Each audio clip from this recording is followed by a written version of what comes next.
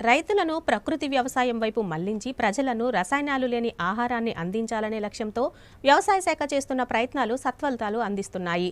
పార్వతీపురం మన్యం జిల్లా గుమ్మలక్ష్మీపురం మండలంలో పలువురు రైతులు ప్రకృతి వ్యవసాయం చేస్తూ ఆరోగ్యంతో పాటు ఆదాయాన్ని సంపాదిస్తున్నారు.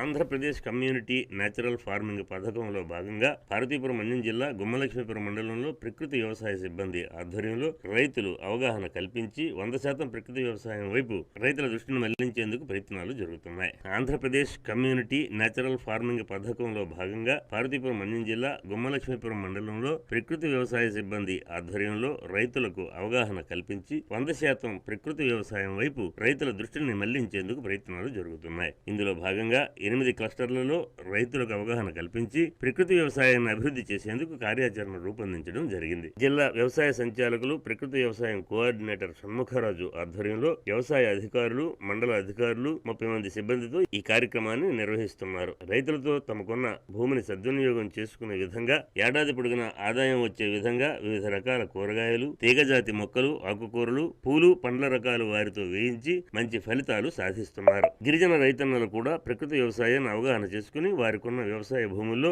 గొట్టు భూముల్లో వివిధ రకాలైన కాయగూరల్ని ఉత్సాహంగా పండిస్తూ వారి కుటుంబానికి సరిపోగా మిగిలినవి గుమ్మలక్ష్మీపురం మండల సమాఖ్య ఆధ్వర్యంలో వారానికి ఒక రోజు ప్రదర్శన ఏర్పాటు చేసి విక్రయిస్తున్నారు. ఇది మంచి ఫలితాలను అందిస్తోంది.